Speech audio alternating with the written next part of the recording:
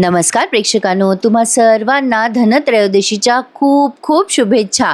तर ठरलं तर मग या मालिकेचा 29 ऑक्टोबरचा रिव्ह्यू तुम्ही ऐकत आहात. सुरुवातीला आपण बघतोय की सायलीबाई निघाली आहे ऑफिसच्या बाहेर अर्जुनच्या, आणि आता या प्रियाने ठरवलंय की आपण प्रतिमाला किडनॅप करू. आपण म्हणतो ना चला फिरायला जाऊ, तसं ती आपलं चला किडनॅप करायला जाऊ असं इझिली म्हणतीये नागराजला. पण कसं झालं काय झालं ते बघत राहा.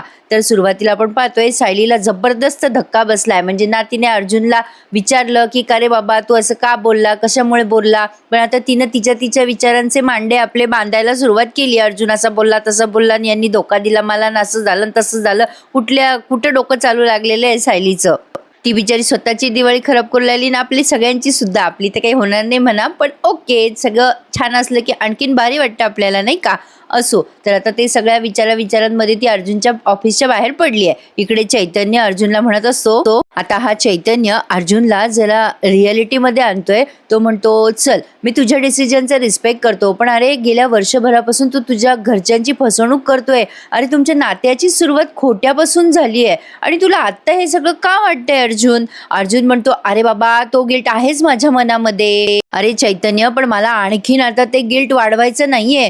त्यावेळेला परिस्थिती वेगळी होती चैतन्य. माझ्या आणि मिसेस सायलीमध्ये कॉन्ट्रॅक्ट होतं फक्त त्यावेळेला, आणि मी जे काही खोटं बोलत होतो ना ते सगळं त्या कॉन्ट्रॅक्टसाठी बोलत होतो रे मी. अरे पण आता परिस्थिती वेगळी आहे, माझं प्रेम आहे रे त्यांच्यावरती, आणि आता काही झालं तरी मी त्यांच्याशी नाही खोटं बोलू शकत, आणि तेही त्यांच्या वडिलांबाबतीत, मधुभाऊंच्या बाबतीत. नाही, अशक्य आहे हे सगळं. आता चैतन्य त्याला म्हणत असतो मग काय तू म्हणून सायली वहिनी तुझ्या आयुष्यातून निघून जातील अशी रिस्क घेणार आहे का. आता तो अर्जुनच्या जवळ जाऊन मोठा सुस्कारा सोडतो आणि म्हणतो हो बापरे, कोणीतरी म्हटलंच आहे बाप्पा, ये इश्क नहीं आसान, इतना समझ लीजिए एक आग का दरिया है और डूब के जाना है. मैंने कहा मासूम सी मोहब्बत का बस इतना सा फसाना है. आता पुढे त्याला काही कंप्लीट करू दिली नाही अर्जुनने शायरी. चांगली शायरी गात होता तो.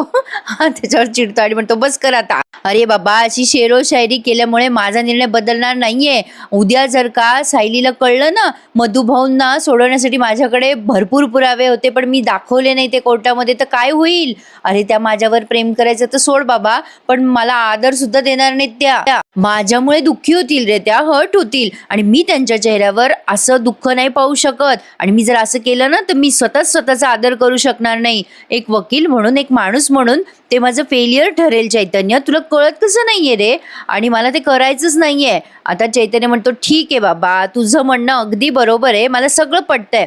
माझं ऐकून घेतो का तू मी काय म्हणतोय ते. हे बघ, मधुभाऊंची बेल तू फक्त थोडीशी पुढे ढकलतोयस, आणि त्या तेवढ्या वेळामध्ये तुला मधुभाऊंना सोडवण्यासाठी मार्ग सापडेल ना. आणि आपल्याला मधुभाऊंना तसंही सोडायचंच आहे, पण तू फक्त एक मार्ग काढतोयस मधुभाऊंना सोडवण्यासाठी. तू काही लांबवत नाहीयेस मधुभाऊंना सोडवणं, फक्त थोड्या काळासाठी सत्य लपवतोय एवढंच. चैतन्य त्याला इतकं का कन्व्हिन्स करतोय मला काही कळेना. असो, पण आता याला दुसरा मार्ग पण काढता येतो ना, की बाबा मी जाऊन बोलतो, सायली वहिनीच्या मनातलं सगळं बघतो. पण नाही, यांचं काहीतरी तिसरंच चाललेलं आहे प्रेक्षकांना. अर्जुन आता चैतन्याने सांगितलेल्या या निर्णयावरती जरा विचार करायला लागलाय. पण आता बघा प्रेक्षकांनो पुढे काय घडलंय. आता सायली लागली एवढ्या टेन्शन मध्ये. असं नाही वाटत आहे का प्रेक्षकांनो, जरा अतिरेक झाला या गोष्टीचा. म्हणजे सायली अर्जुनला क्लिअर करू शकली असती की एवढी मोठी गोष्ट आहे, तुम्ही असे का बोललात. आता काल नाही का बाथरूमच्या बाहेर आली आणि म्हणाली काय झालं, माझ्या मनाचं काय बोलत होते तुम्ही. तसं आता त्याला म्हणता नाही आलं का तिला, की का रे बाबा असं का बोलला तू, मधुभाऊंना तू सोडवणार नाही म्हणून. काही दाखवता प्रेक्षकांनो, कधी कधी अगदी डोक्यात जाते हे सगळं. मग विनाकारण आपलं लांबवायची काहीतरी मालिका. असो, नाही करायचं यांचं प्रपोज तर नाही म्हणून सरळ सांगून टाका, उगाच आशेला लावतात बिचारे. जाऊ द्या, आता काय बोलू याच्या पुढे मी. आता ही सायली अशीच विचारत चालली. ते अर्जुनचे वाक्य तिच्या डोक्यामध्ये सारखे घुमताय. ती विचार करते असं कसं करू शकता अर्जुन सर, आणि मधुभाऊंची केस अशी कशी लांबू शकतात. ते माझी फसवणूक करू लागले. मी तर आधाराकडे त्यांच्याकडेच वळायला लागले होते, आणि आता त्यांनीच फसवणूक केल्यावर मी कुठे जाऊ. आता ही विचारात चाललेली असते. मागून एक माणूस येत असतो. बरं त्याला एवढा मोठा रस्ता दिसत नाहीये का मागचा, तो त्या सायलीच्या अंगावर चाललेला आहे. आता त्या बाईला म्हणतात बाजूला वा, आणि तिथे ब्रेक दाबताना पडतो भटकन, आणि सायली मग भानावर येते. अरे देवा, आपल्यामुळे एक माणूस पडला. शेवटी तो ओरडतो सायलीवर, गाडी उचलतो पडल्यावर आधी, आणि म्हणतो ओ बाई दिसत नाही का तुम्हाला, माझ्याच गाडी खाली मरायचं होतं काय तुम्हाला? सायली म्हणते, माफ करा हो दादा, लागलं का तुम्हाला? मग तो माणूस म्हणतो, माफ, उगीच माफीचे नाटकं करू नका, रस्त्यावर चालायचं शिका आधी, असं बोलून तो बिचारा निघून जातो. बरं झालं त्याने विषय नाही वाढवला. सायली लगली लागते रडायला आणि विचार करते, माझ्यामुळे त्या दादांचा अपघात झाला, असं व्हायला नको होतं. आत्ता माझी मनस्थिती काय आहे ना हे फक्त मला माहितीये. अर्जुन सर सोडवणं मुद्दाम लांबवत आहे, हे मी कसं सहन करू? आणि हे असं ते का वागत असतील? आणि अर्जुन सर असं का वागत असतील? आता प्रेक्षकांनो, सायलीच्या या परिस्थितीवर हसावं, रडावं, दुःख व्यक्त करावं, नेमकी कुठली भावना व्यक्त करावी, आता हे तुम्हीच मला कमेंट करून सांगा. असो, तर आता ही प्रिया बघा, प्रेक्षकांना उगाचच या नागराशी डोकं लावते. तो बिचारा कॉफी पिऊ लागला. ही येते आणि म्हणते, काय हे काय, तुम्ही निवांत कॉफी पित का उभे आहात इथे? आता हा नागराज म्हणतो, काय झालं ग, सकाळी सकाळी तुला ओरडायला माझ्या अंगावर? आता प्रिया म्हणते, कामाच्या वेळेला तुम्ही नेमके हे असे कॉफी पित बसता, नाहीतर असे रिकामटेकडे इथे टाइमपास करत बसता. आता तो नागराज म्हणतो, एवढं काय अर्जंट काम काढलंयस तू माझ्याकडे? आता ही प्रिया म्हणते, ती प्रतिमा दिवसेंदिवस ना मला डेंजर वाटायला लागली आहे. जुन्या आठवणी काढून ती मला काहीतरी असं आठवायला लावेल असं मला वाटलं नव्हतं. नाही, मला सांगा, प्रतिमा आणि किल्लेदार जुन्या आठवणी आणि मैफिली रंगवायला लागले तर काय करू मी? त्या प्रतिमाला सगळं आठवायला लागलं तर? हे बघा, त्याच्या आधी त्या प्रतिमाला गायब करा, काहीही करा, पण त्या प्रतिमाला आधी गायब करा. आता तो नागराज म्हणतो, तुला मी सांगत होतो या घरात आणू नको, हे सगळं रिस्की आहे. पण आता तू गायब करणार आहेस का मी गायब करू? ते सुद्धा मीच करायचंय का सगळं? प्रिया आता लगेच म्हणते, मीच करणार आहे गायब प्रतिमाला आणि माझा प्लॅन झालाय. प्रतिमा माझ्यासोबत मंदिरात येईल आणि तिथूनच तिला उचलू आपण. तिकडे तुम्ही तुमच्या माणसांना रेडी ठेवा आणि मंदिरातून डिरेक्ट आपण प्रतिमाला उचलू. तिथे कोणाला काय कळणार आहे? आता लगेच हा नागराज म्हणतो, मंदिरात तुला काही कळतं का? तिथे किती माणसं असतील आजूबाजूला, आणि प्रतिमाने जर आरडाओरडा केला तर? अगं, तिला बोलता यायला लागलंय, तुझ्या लक्षात आहे ना? तिला आता बोलता येतं आणि ती ओरडली तर? आता प्रिया म्हणते, ते तुम्ही सगळं माझ्यावर सोडा, मी तुम्हाला खून केली की डायरेक्ट प्रतिमाला उचलायचं, मी ते सगळं मॅनेज करेल, तुम्ही फक्त तुमची माणसं रेडी ठेवा. नागराज म्हणतो, बरं ठीक आहे, करतो मी मॅनेज, तू चल लाग कामाला. आता लगेच ही प्रिया म्हणते, चला प्रतिमाबाई, मंदिरात जायचंय ना. प्रेक्षकांनो, हे अशा गप्पा हाणतायत किडनॅपिंगच्या, जसं की किडनॅपिंग म्हणजे यांच्या डाव्या हाताचा खेळ आहे, असेलही कदाचित म्हणा. पण असं इतकं इझिली बोलले ना ते, हे सगळं झालं, लगे रेडी झाला यांचा प्लॅन. या प्रियाचा प्लॅन 113% फेल होणार आहे. तर आता काय झालंय बघा, ही जाते आता त्या प्रतिमा आत्याशी बोलायला. नागराज आता विचार करू लागतो की आता काय करायचं पुढे, कसं प्लॅनिंग करायचं. आणि ही प्रतिमा आत्याकडे गेली आहे. प्रतिमा त्या काहीतरी शिवत असतात. आता ती लगेच म्हणते, आई काय करतेस तू? प्रतिमा आत्या म्हणतात, काय ग, काय हवंय तुला? मग प्रिया म्हणते, आई आपण ना म्हणजे तसं तू खूप कंटाळली असशील ना घरात बसून बसून. प्रतिमा त्या म्हणतात, मी ठीक आहे, असं काही नाही. मग आता लगेच प्रिया म्हणते, तुझ्या सगळ्या आवडत्या ठिकाणी तुला घेऊन जाऊ का ग? आता या प्रतिमा त्या म्हणतात, सायलीच्या घरी. मग लगेच प्रिया म्हणते, अगं नाही ग आई, सायलीच्या घरी नाही, दुसऱ्या आवडत्या ठिकाणी म्हणते मी. अगं मंदिरामध्ये, चलतेस का मंदिरामध्ये? तुला आवडेल ना दर्शन घ्यायला देवाचं? मग प्रतिमा त्या हो म्हणतात तिला.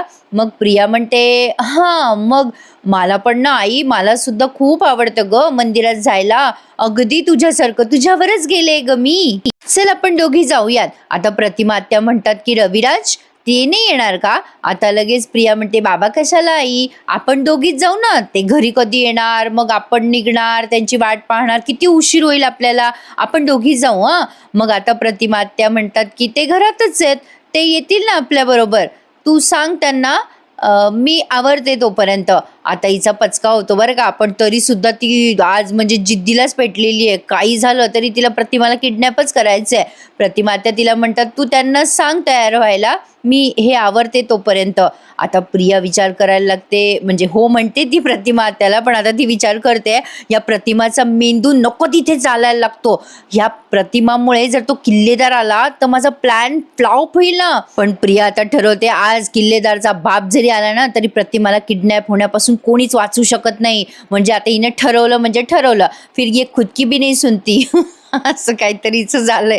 आता काय करू प्रेक्षकांनो, तुम्हाला छान छान रंगवून सांगतेय.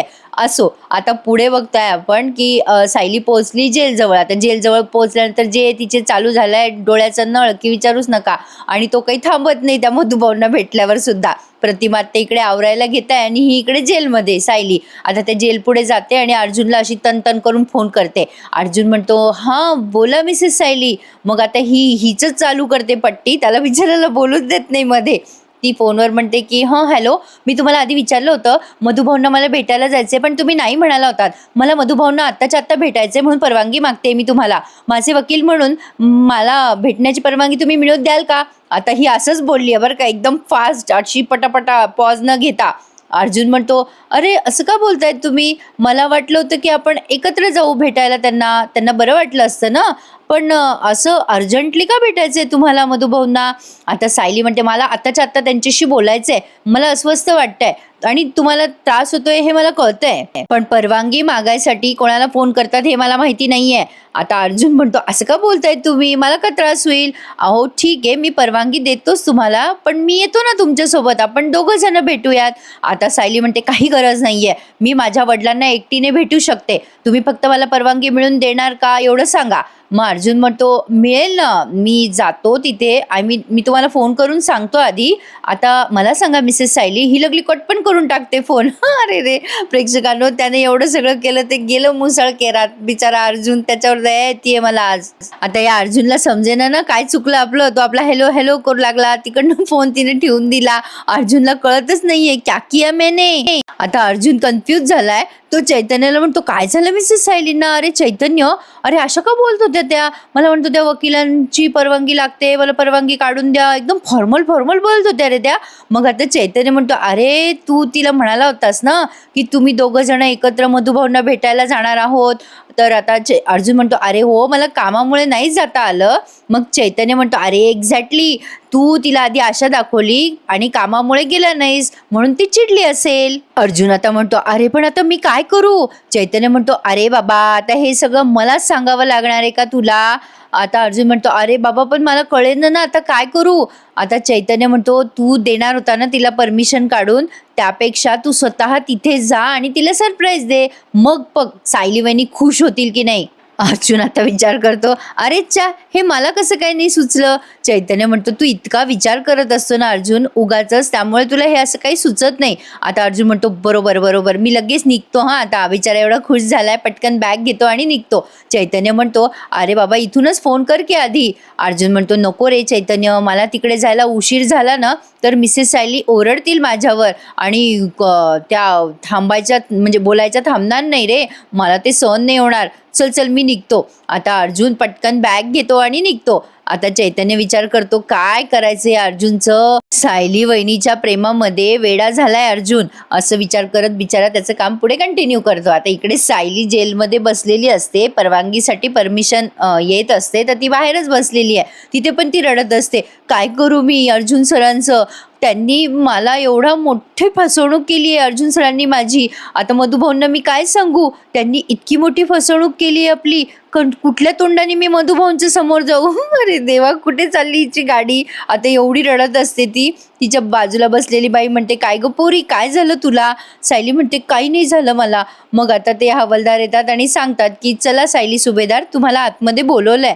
मग सायली मधुभाऊंना भेटायला जाते. मधुभाऊंच्या समोर येते सायली, तेव्हा मधुभाऊंना तिचे डोळे सुजलेले दिसतात. ते म्हणतात, काय झालं साऊ बेटा, तुझ्या डोळ्यामध्ये का पाणी आलंय? आता सायली काही न बोलता अजून मोठ्याने रडायला लागते त्या मधुभाऊंच्या समोर. ते बिचारे अस्वस्थ होऊन जातात. ते म्हणतात, अगं साऊ बाळा, काय झालं? असं काय करतेस? अगं मी इथला प्रत्येक दिवस धीराने जगायचा प्रयत्न करतोय ना, आणि तुला असं रडताना पाहिलं ना की मला कसं तरी होतं ग, कावरा बावरा जीव होतो माझा. सायलीला आपला अर्जुनचं ते एकच वाक्य आठवतंय, मधुभाऊंची केस मी लांबवणार. आता ते मधुभाऊ तिचे डोळे पुसतात आणि म्हणतात, साऊ बाळा डोळे पुस बरं, सांग बरं मला बेटा काय झालंय? आता सायली डायरेक्ट म्हणते, मधुभाऊ मला तुमची माफी मागायची आहे. मधुभाऊ म्हणतात, माझी माफी? कशासाठी ग बाळा? आता सायली म्हणते, मधुभाऊ मागच्या वर्षी जेव्हा तुम्हाला अटक झाली ना, तेव्हा मी तुमच्यासाठी खूप वकिलांकडे फिरले हो, खूप वकिलांकडे गेले मी. कोणी तुमची केस घ्यायला तयार नव्हतं. सगळ्यांचं असं म्हणणं होतं की ही केस पूर्ण हाताच्या बाहेर गेलेली आहे आणि ही केस जर कोणी लढू शकतं तर ते फक्त अर्जुन सुभेदार. आता मधुभाऊंना कळेना ही नेमकं पुढे काय बोलायचा प्रयत्न करतीये. आता ही सायली म्हणते, मधुभाऊ माझ्याकडे कुठला पर्याय नाही उरला हो, म्हणून मी यांच्याकडे गेले. आता मधुभाऊ म्हणतात, बेटा अगं हाच तर उत्तम पर्याय होता ना.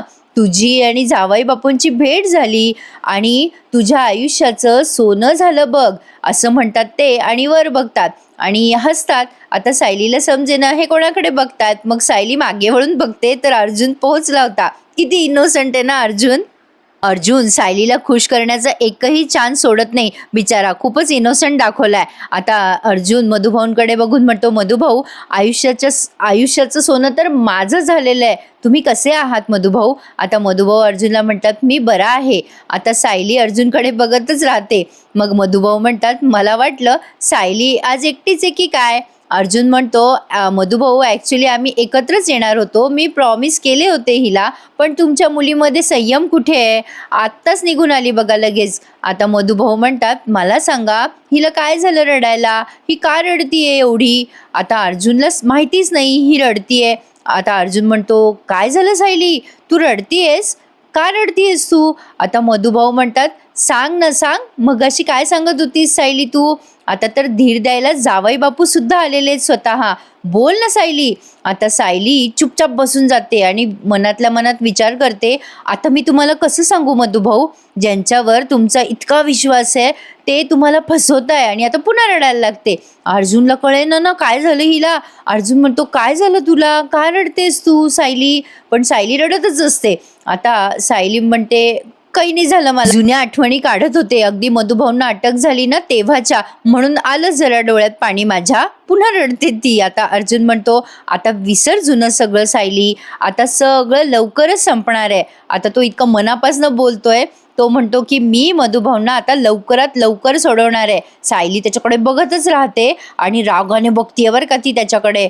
ते काही त्या बिचाऱ्याला कळलेलं नाहीये. आता मधुभाऊ म्हणतात की हो जावई बापू, मला याची खात्री आहे की तुम्ही मला सोडवणारच. मी इथून बाहेर पडल्यानंतर तुम्हा दोघांचा बहरणारा संसार बघणार आहे. आणि एक सांगू का जावई बापू, तुम्ही दोघही जण जोडीनं मला भेटायला येता ना, तेव्हा माझा ऊर आनंदाने भरून येतो बघा. मधुभाऊ जेव्हा असं बोलत असतात तेव्हा सायली त्यांच्याकडे बघतच राहते. तिला असं वाटतं मधुभाऊंचा किती विश्वास आहे यांच्यावर. आता अर्जुन पण विश्वासानेच बोलतो बरं का, मधुभाऊ आम्ही तुम्हाला नेहमी दोघही जण जोडीनेच दिसणार आहोत. तुम्ही काळजी करू नका हं. आपल्या आश्रमाची जागा मी परत मिळवली तेव्हा मी तुम्हाला भेटायला येणारच होतो आणि फक्त ना माझी आणि सायलीची आज जरा चुकामुक झाली एवढंच. आता सायली विचार करत असते, मधुभाऊंशी हे किती सहजपणे खोटं बोलताय. मी जर स्वतः ऐकलं नसतं यांचं बोलणं तर मला पण हे सगळं खरं वाटलं असतं. यांना तर मधुभाऊंना बाहेर काढायचंच नाहीये. आता मधुभाऊ म्हणतात की काही हरकत नाहीये जावई बापू, आज साऊ एकट्याने भेटायला आली मला, काही हरकत नाहीये. मला खात्री आहे तुम्ही तिला खूप सुखी ठेवलेलं आहे. आता सायली मधून अर्जुनकडे बघते, मधून मधुभाऊंकडे बघते. आता अर्जुन मनातल्या मनात विचार करतोय, मिसेस सायली तुम्हाला वाटत असेल की मी दाखवण्यापुरते हे बोलतोय, पण आपण दोघं जण नेहमी जोडीने असू हेच तर हवंय मला. बिचारा मनातल्या मनात स्वप्नाचे मांडे बांधतोय. आता सायली मधुभाऊंना म्हणते, ठीक आहे मधुभाऊ, निघते हं मी, तुम्ही काळजी घ्या तुमची. मला ना जरा अस्वस्थ वाटत होतं आज, म्हणून जरा रडायला आलं. तुम्ही बाकी काही काळजी करू नका हं. तुम्हाला भेटले ना आता, मला बरं वाटतंय. आता असं म्हणून ती मधुभाऊंना दिलासा देते. मधुभाऊ तिचा हात हातात घेतात आणि त्यांनाही टेन्शन फ्री वाटते आता.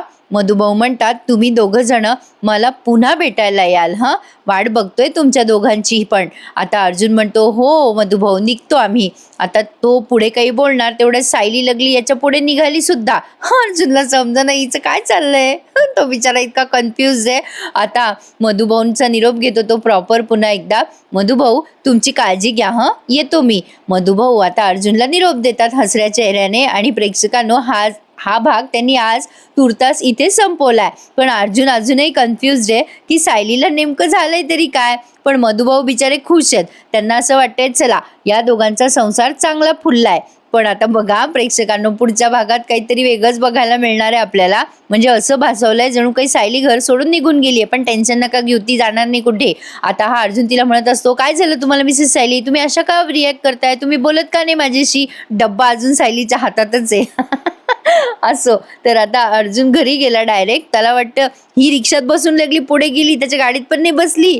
तो घरी जातो तर ही गायब. आता या कल्पना ताई म्हणतात, अरे बाबा तुझी बायको घरात नाही, तुला माहिती नाही का. आता त्याला टेन्शन आलं ना, कुठे गेली असेल सायली. फार फार तर कुसुमताईकडे गेली असेल, पण ती कुठे जाणार नाही आणि यांचा गैरसमज पण ते दूर करतील प्रेक्षकांनो. जास्ती दिवस ते हा ट्रॅक लावू शकत नाही, पण ते काहीतरी रंगवायचं म्हणून आपलं रंगवून सांगतात आपल्याला. तर असा होता आजचा भाग. कसा वाटला कळवा. आणि प्रेक्षकांनो प्लीज लाईक करायला आणि आपले चॅनल सबस्क्राईब करायला विसरू नका.